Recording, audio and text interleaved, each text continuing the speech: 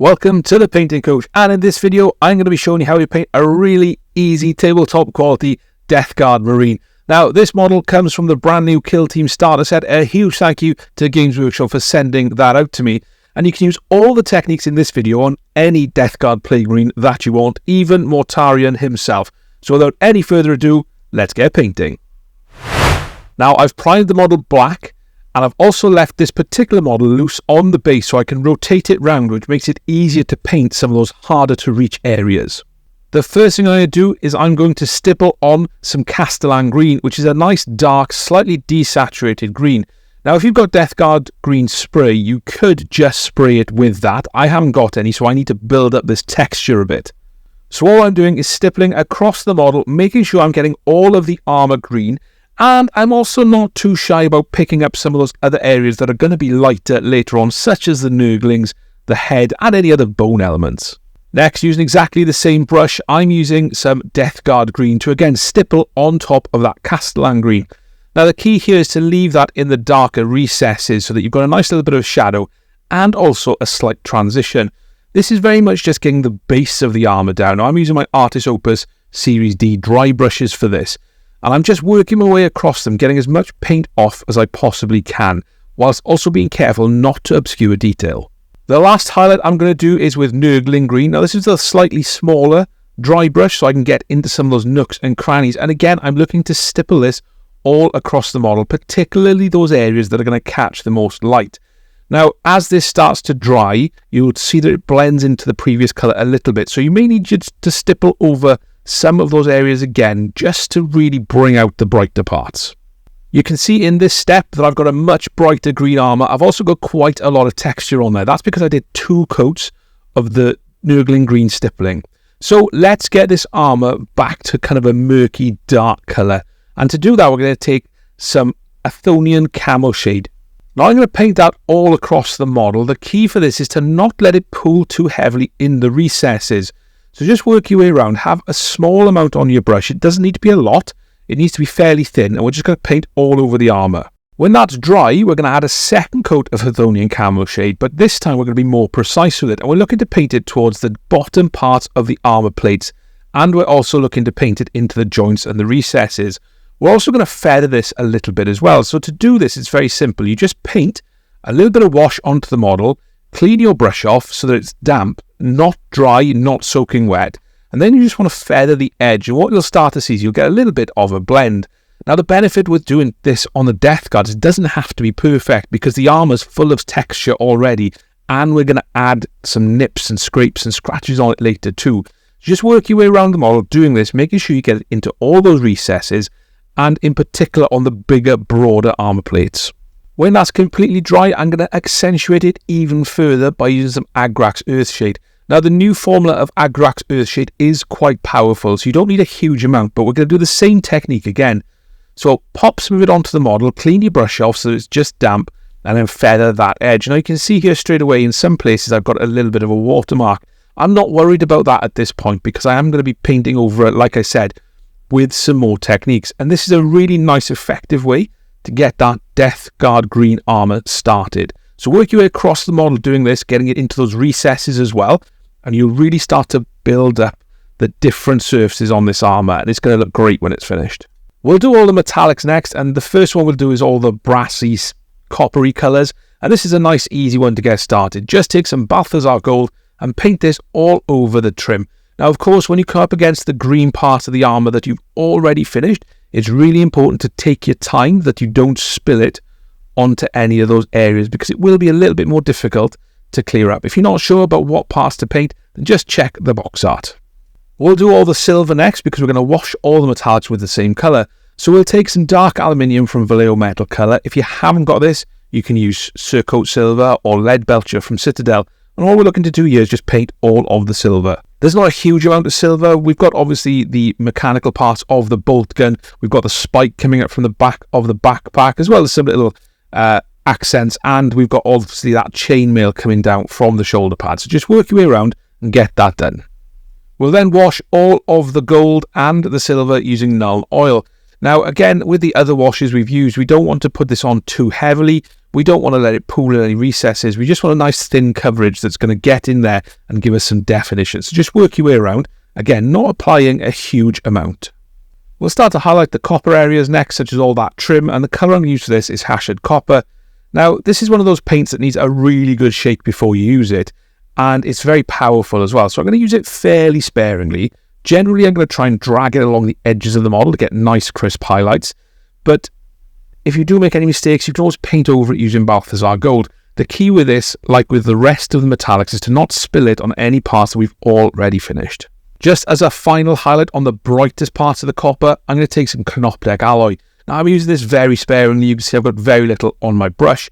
I'm just going to drag this along things like the edges of shoulder pads, just to get a nice crisp highlight that just helps give that extra little bit of detail. To finish up the copper, I'm going to take some Nihilakh Oxide. I'm going to pop some of this around the rivets and also into any areas where I think it's going to run off. Now, in some places I did put a little bit too much on, for example, on that right shoulder pad. This is a really easy fix. All you need to do is take a little bit of Balthasar Gold and just stipple it on top of that Nihilakh Oxide and you'll fix the mistake. So what I would advise is to use this sparingly. You can always go back in and add more if you need. For the silver, I'm going to take some chrome from Valeur Model Air. This is a very straightforward step. Generally, what you want to do is drag your brush along the sharp edges to get a nice crisp highlight. When it comes to the chainmail though, you don't want to have a fully loaded brush, so just wipe the paint off on a paper towel and then just drag it over the shape and it'll start to pick up a little bit of a highlight quite nicely. Now, that silver is of course far too bright for a Death Guard Marine, so we need to add a little bit of rust, and we're going to add some of this around the armour as well. So all I'm doing is taking some Doombull Brown. Now this is very watered down, so it's a little bit like a wash consistency. I'm going to paint it into those recesses and any other areas where I think I want the rust to appear. Now, I'm not just applying this to the metallics, I'm also applying it to the armour. So where I've got armour joints, I might run some of it in there. Because it's really thin, what you'll see is it flows into those recesses quite nicely. And particularly where you've got those pit marks on the armour where it's either rotting or shells have exploded on it, we're going to paint inside of that with a Doombull Brown as well. To simulate fresh rust, I'm going to take some Skrag Brown. Again, I've thinned this down quite a lot. Now you can see this is a much brighter colour than the Doombull, but as it dries, it will blend down a little bit. Now for this, I'm looking to add this over any areas where I've already put the Doombull, but obviously leaving some of that Doombull on display. If you want to do any rust streaks, you can also do that at this point. So just make sure you've got very little on your brush and just paint a rust streak from where you want it to finish into where it starts, because that'll just help in terms of helping it blend into the model. I'm not being shy with this either. Again, I'm running it into some of the recesses just to add a nice warm accent to some of the cooler green we've got on the model. Next, I'm going to block in all of the areas I want to be black. So we've got the casing on the bolt gun.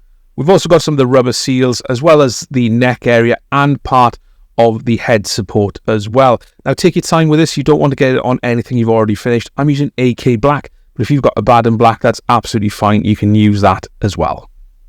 To highlight the black, the first thing I'm going to do is take some Eshin Grey.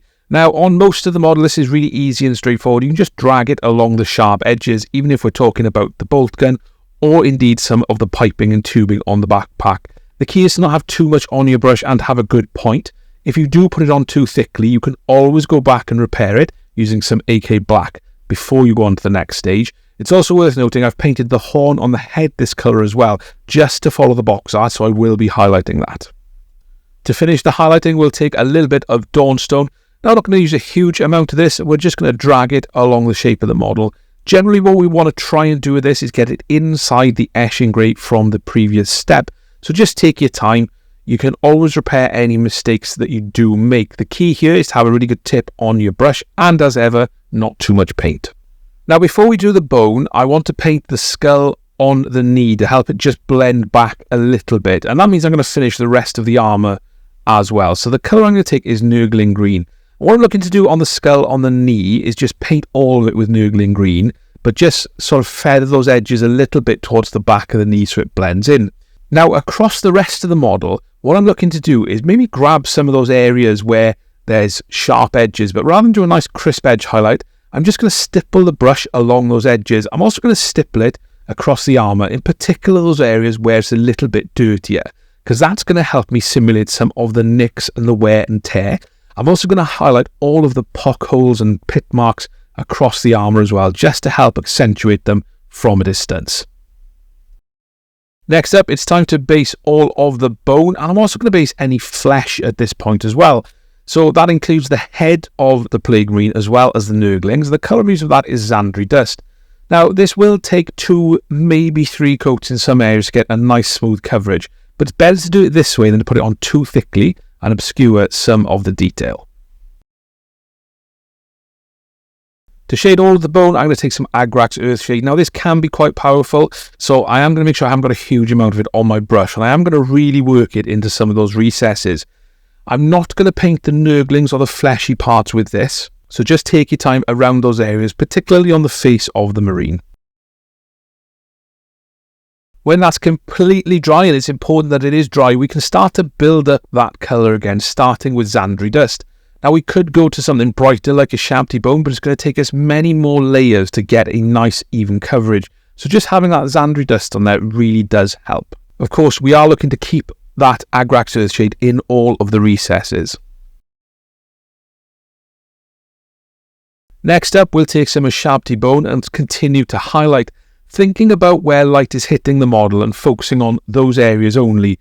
So just take your time with this. We want to leave some of that Zandri Dust and Agrax in the recesses, and we will need to build up to 2 thin coats of this just to make sure that we've got nice coverage in some areas. Make sure you paint all of the bone. I've lost count of the number of times I find a new skull on the base or hanging on this model, so just make sure you cover everything off. For the final highlight, I'm going to go for Bright Ivory, which is a colour from Pro Acryl. Now, if you haven't got this, you could just mix some white into your Ushabti Bone, but I just didn't think Screaming Skull was enough of a highlight. So for this, we're looking to focus it on the sharp edges of the bone. So when we're talking about skulls, we've got the brow, the nose, the jaw, and the teeth. On the horn, we've got the tips that we can drag the brush along to get a nice crisp line. But we don't want to be using a huge amount of this because it is much brighter than the colours underneath. Next up, we'll paint the flesh on the Plague Marine and also the Nurglings. So I'm going to base this using Kislev Flesh to get a nice even coverage all over. This is a transition colour. You can use Flayed One Flesh, which I'm going to use in the next step, but you will need many more coats. So having the Kislev Flesh down first just makes it easier. And like I said, we're then going to take some Flayed One Flesh to layer over the Kislev Flesh. Now, generally, we're going to paint over the entirety of the Kislev Flesh, but it may well be that you leave some of it in the recesses just to give a little bit more interest to the model. To add a little bit of shade and warmth to the flesh areas, I'm going to take some Guilliman Flesh contrast paint, but I'm going to thin it 1:1 with contrast medium. I'm not going to have a huge amount on my brush, so I'm just going to pop this over the fleshy areas, making sure it sits in the recesses. Now, on the back Nurgling, I put a little bit too much on, so if you find that you've done this, it's really easy to fix. Just clean your brush off and then just suck up some of the additional paint on there, and hopefully you won't have to go back and repaint anything. Once that's completely dry, you can go back in and start to highlight up some of the areas of the flesh. So on the face, for example, we're looking at where we got those tears, we're looking across the brow, the nose, and similarly for the Nurglings, we're looking for those big fleshy areas that they've got on them as well.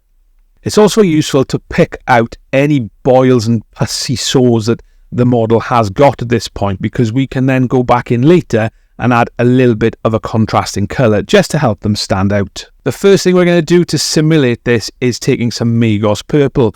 Now, this is generally a fairly weak contrast paint anyway, but again, be careful about putting it on too thickly. What I'm going to do is pop it over all those boils, then clean my brush off, and then just thin it down a little bit on the model with some water, so you still get that pinky colour, but you don't get that deep purple. I'm going to do this across all the sores, and for that Nurgling we've got hanging off the shoulder pad, I'm going to paint that tentacle with this colour as well, and just blend it into the rest of the flesh to make it really stand out and look a little bit like that box art effect.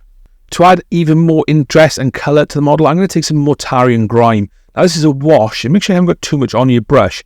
I'm just going to paint this along the edges of the flesh on the head where it's started to tear away and where it's a little bit rotten. And I'm also going to use it in some of the recesses on the Nurglings. Now, this stage is completely optional, in all honesty. I just find it helps punch that colour and add a little bit more interest to the model. It warms it up just a touch. Now, there are a couple of parts that we haven't quite finished, but we'll do them really quickly. So we've got some tubes on the backpack, and we've also got a few tentacles across the model as well. So the first thing I'm going to do is base all of them using Corax White. Now, generally Corax White will cover in one coat, but you might need two just to make sure it's nice and solid. For the tubes on the back of the backpack, I'm going to take some Nazdreg Yellow contrast paint and just cover these. And this will give you a nice yellowy colour that mimics what's on the box art.